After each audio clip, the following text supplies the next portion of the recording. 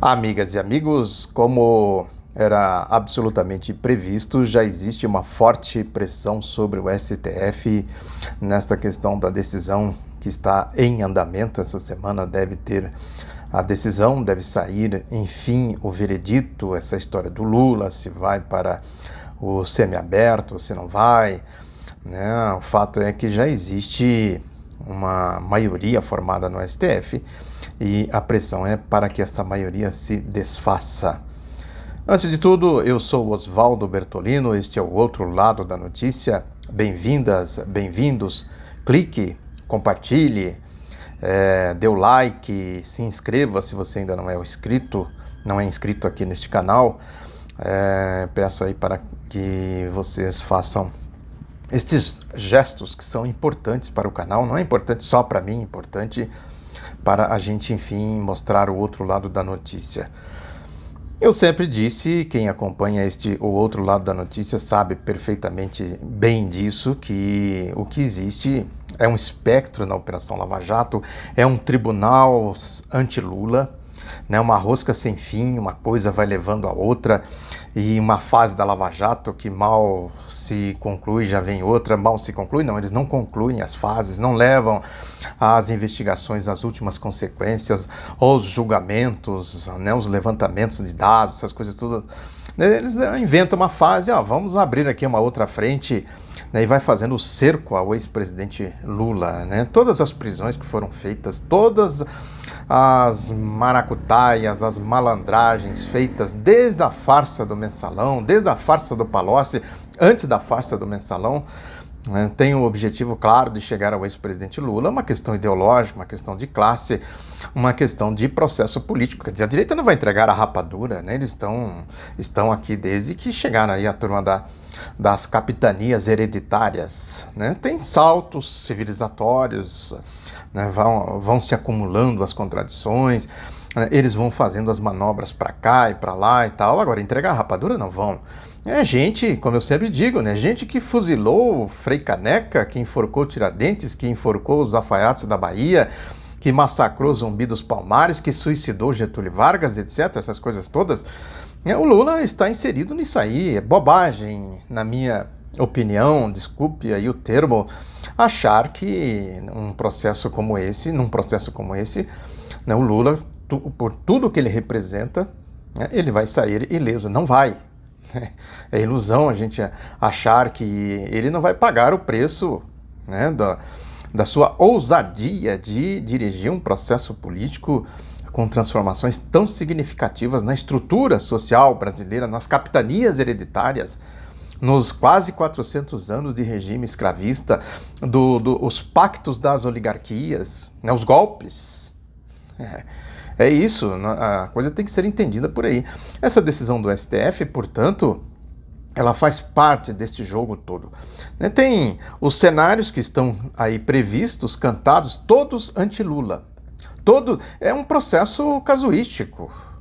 É um processo que foi montado para, né, destruir a reputação do ex-presidente Lula.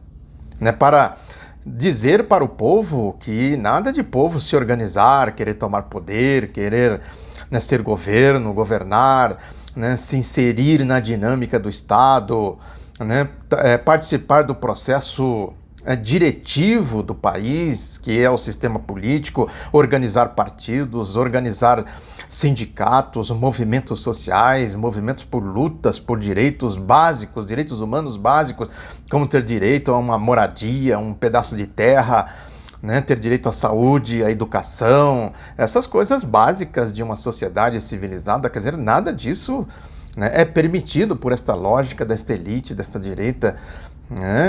O STF, as instituições todas foram montadas, elas funcionam dentro dessa lógica de clube privado, e aí entra a farra dessa turma aí, né? A lógica escravista de escravizar o povo, tirar todos os direitos do povo, e o povo só tem o direito de trabalhar e produzir riqueza para que eles se apropriem desta riqueza. Esta é a lógica. Desde as capitanias hereditárias, para não ficar aqui repetindo essas coisas todas que eu falo aqui constantemente. Tem aí, por exemplo, tudo isso foi voltado para perseguir o ex-presidente Lula. Só tem um, como diz o editorial do Estadão, um demiurgo nessa história toda aí, né? Que é exatamente o demiurgo de Garanhuns, como eles falam.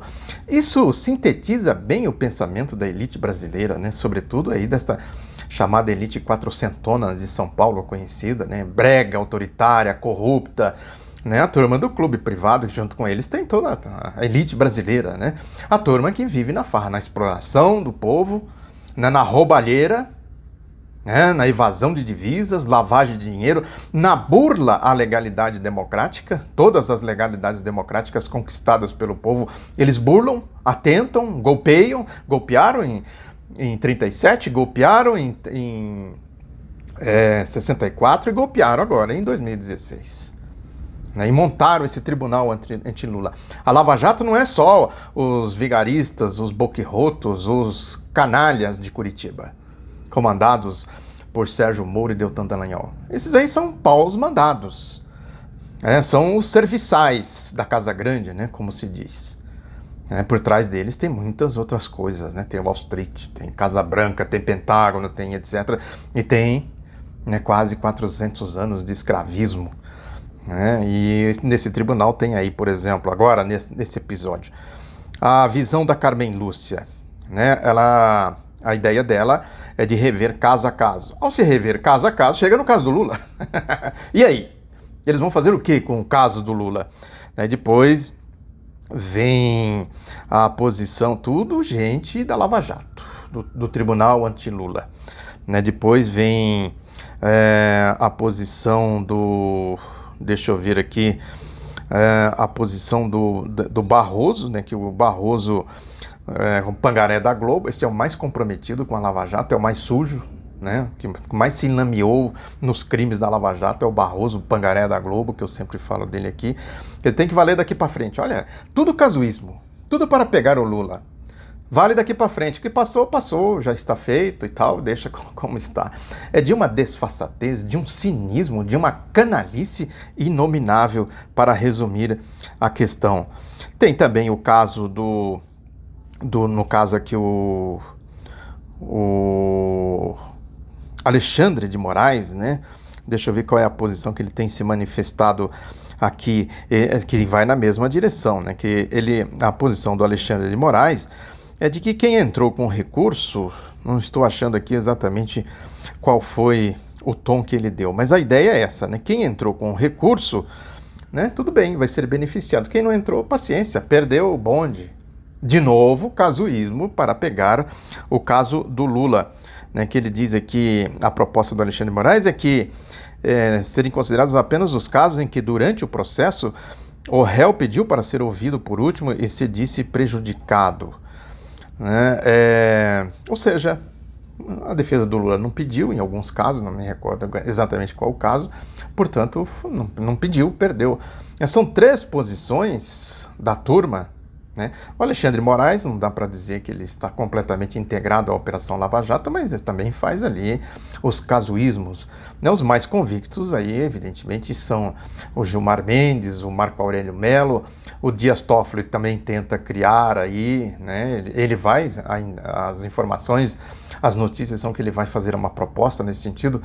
Quer dizer, vai ficando evidente, né, que eles montaram esse tribunal anti-Lula, né, e é de um casuísmo tão cínico que é a história da jurisprudência, né, do artigo 5º da Constituição, aquele lá do inciso não sei quanto, 37, se eu não me engano, né, que diz que ninguém pode ser preso e julgar, ou condenar, preso antes da condenação, do trânsito em julgado, a última condenação, essas coisas todas.